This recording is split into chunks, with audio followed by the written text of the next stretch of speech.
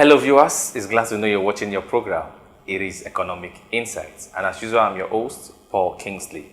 Now, in continuation with the ongoing report we are doing on housing sector in Nigeria, it is no longer news that today in Nigeria we are having over 17 million housing deficits. We are going to be talking about the various challenges of owning a home in Nigeria today. What do you think the government can do, and how can we meet this housing deficit in Nigeria? Doing justice to this is the Managing Director CEO of Earthpoint Development Services Limited. I'm talking of Ilaluddin Mohammed. He is the Managing Director CEO and is with us on the program to give us their own take and their contribution to the housing sector in Nigeria. It promised to be an interesting conversation. I'll be back after this time on. Earthpoint Development Services Limited has distinguished itself to become one of the leading real estate development companies in Nigeria, with the aims of delivering high-quality and affordable luxury homes to Nigerians. The company was founded in 2015 to satisfy clients' needs through the provision of cost-effective and sustainable construction project management solutions. Ilaluddin Mohammed is the Managing Director CEO. Earthpoint Development Services is a real estate construction company. We were incorporated back in 2015 as a real estate and construction firm. So we started business in 2015 during the what people usually call the housing estate boom. So we started then, and then we started with terraced houses, affordable terraced houses in Guzape, primarily in Guzape, Abuja. And then with time we have been able to expand into what we call the affordable housing market. The inspiration came from a lot of us were into the real estate business and construction business for quite a long time. And then our team, our directors came up together to form, instead of doing maybe sole marketing or sole construction, we thought we could do it together as a team and establish a very solid company that would venture into the real estate market and then make great impact. Our primary business is the real estate construction, and then facility management, and then engineering services. But our facility management is only associated with our own estates that we develop. We don't do facility management for other companies, but we do it for our own estates that we build and develop. Through the use of cutting-edge technology, Earthpoint Development Services Limited is highly equipped with skilled and experienced young professionals with special interest in real estate development and engineering services. We started in Guzape, so we have quite a number of projects in Guzape, Abuja. And the idea of Guzape is an area that has a very good infrastructure. And then traditionally it used to be out of reach to the ordinary people or the middle class. But with the invention of the terrace duplexes, you have a few number of houses within a same plot. And with that, the cost of affording a house in a well-structured, well-infrastructured area, it becomes affordable. So that was why the target in Guzape. So we have about 7 estates in Guzape, and then outside we have some blocks of flats which we believe are also affordable, and around Life Camp area, around Mabushi, and we try to focus primarily on areas that are accessible, within accessible distance to the city center, so that you find it easy to afford them, and they are convenient places to live in within the city center. So those are we started with them in Guzape, and then later on we had affordable houses where we have 100+ houses, and we have them in Apo Duse District, Lokogoma, in collaboration with the Nigerian Air Force Properties. And then we have the Earthpoint Modern Shelter, which is located near the Minister's House in Life Camp, Abuja. So those are some of the projects. Yeah, first of all, there are some various options that you can follow to acquire a property. But usually the first one is the intent and the financial capability to own the house. So once you have the financial capability, we work something out, and there are several options like the mortgage through the Federal Housing Fund, National Housing Fund, and then there are some commercial banks too that lend to prospective buyers of houses. So what one needs is the intent and the financial capability to own such a house. Yeah, I would say there's a lot of competition, and you see where there's a lot of competition, then there's a lot of improvements in services delivered. So I think we try as much as possible to improve on our services and to stand out. And usually how we do that is by making the houses really affordable, qualitative, and then completing them on time. So that is what strives us to override the competition. In the next 5 years, we hope to provide the market with very affordable houses. We try as much as possible to make our houses affordable and to provide a house to everybody that wants to have a house in choice areas and in I would say city center, in the Abuja city center. Yeah, that's our concentration. So hopefully in 5 years you'll be able to see more of affordable houses built and sold by Earthpoint Development Services.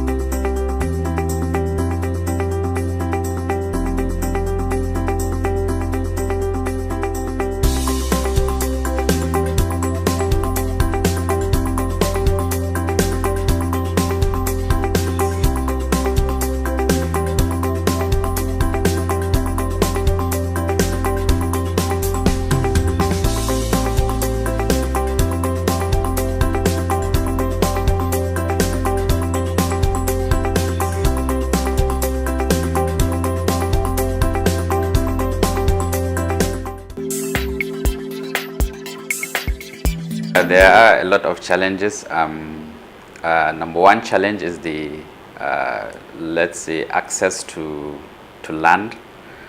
Access to land in the sense that usually land, I would speak primarily for Abuja, land is not allocated.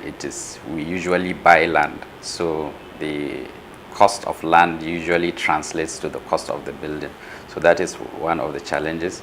The second challenge is access to financing.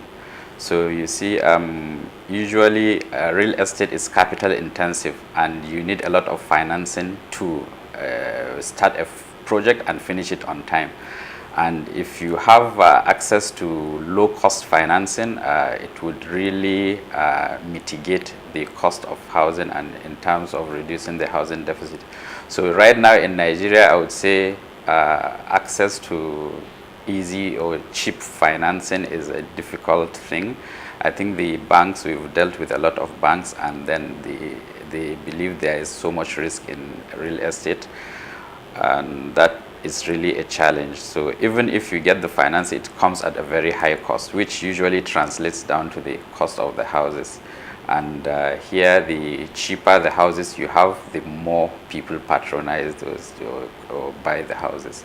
So with lack of access to good financing, the houses will keep on getting higher.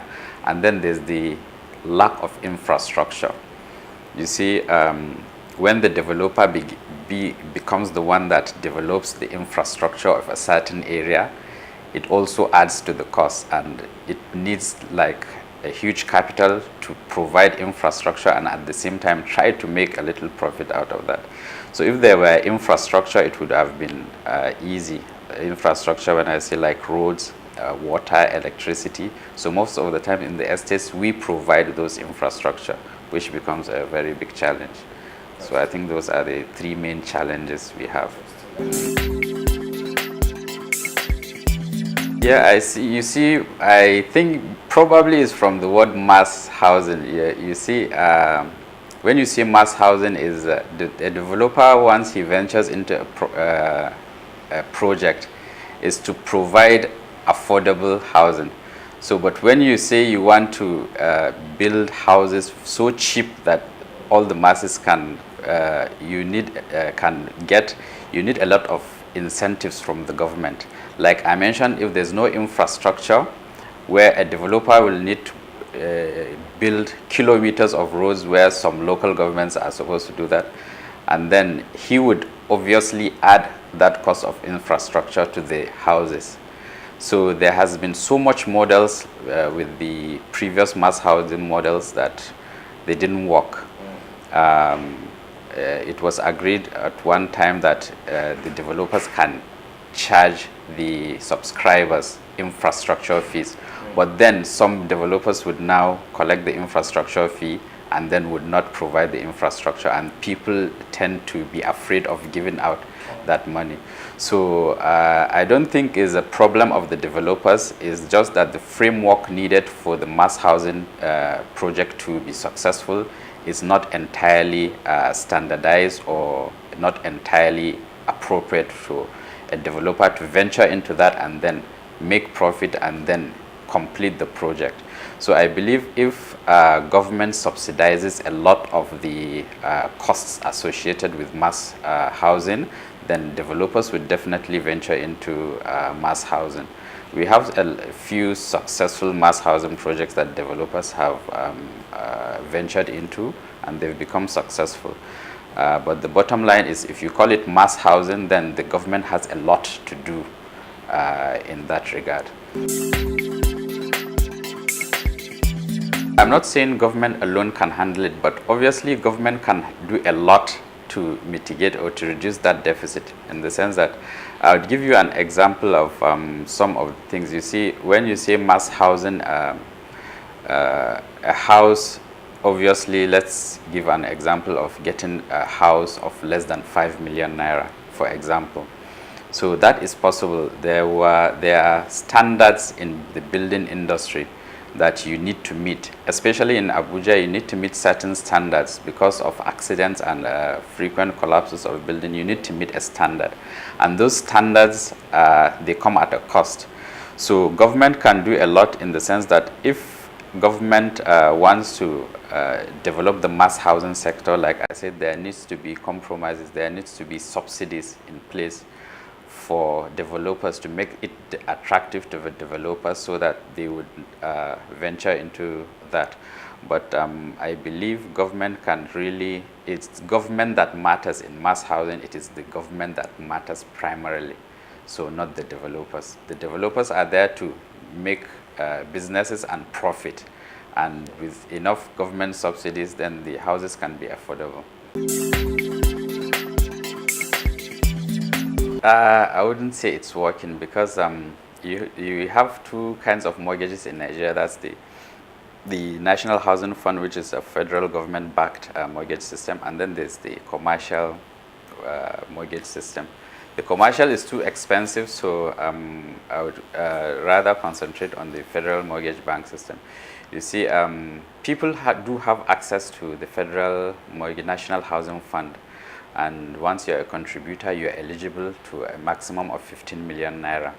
So, but where I would say the problem with the Federal Mortgage Bank is, like I mentioned earlier, you see, the Federal Mortgage Bank usually disburses loans to their off-takers through the primary mortgage institution for completed units.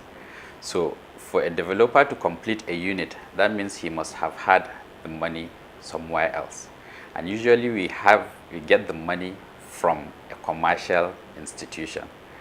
So for you to now wait for, because if the Federal Mortgage Bank are only disbursing loans to completed units, then if you have to wait to complete the unit, you might not get the unit at the end of the day. So there's what they call the cooperative estate development loan, which is very difficult to get as a developer, because you have to have there are so many yardsticks you need to cross before you get that access. So the mortgage, the National Housing Fund, is very attractive because at 6% it is really affordable. There's nothing can beat that. But the fact that you have to complete a house before they are able to disperse makes it difficult for you to reach or to buy it within the limit of the 15 million naira. So, and then you find out that a lot of people makes arrangement with the commercial bank, and then they start with the commercial loans, commercial mortgages, and then after the houses have been completed, then they exit to access the National Housing Fund. So, but there are some companies like the Nigerian Mortgage Refinance Commission or company that mitigate such kind of mortgages. So I think it's not an entirely successful, the National Housing Fund is not an entirely successful mortgage system. And the other one, which is the commercial mortgage system, is quite expensive with interest rates from 18 to 25%. It makes it unaffordable, really. Yeah, you see, that is a great problem you mentioned. I think facility management, basically, I think in trying not to cut cost, we now hamper on quality. So facility management, sincerely, it doesn't come cheap, because maintenance is something that you have to be tough to do. You have to be determined to provide good facility management. So usually, if you want houses to be kept the way they are, you need a lot of maintenance. And then from inception, the quality of the work from inception, it matters, because once you put qualitative things from the beginning, then they are easier to manage or to maintain. But when you put cheap materials or cheap infrastructure, then that becomes, it erodes, the quality erodes very, very fast. So, and then you need a lot of money now to keep maintaining. So we have to balance between having a high facility management charges and then maintaining the quality of the infrastructure. So we try to make our clients understand that you need to just buckle up and then just be patient enough to spend a little more than you want to spend to maintain your facility, because in the end, is the house owner that benefits from a qualitative facility management. Wonderful. Yeah.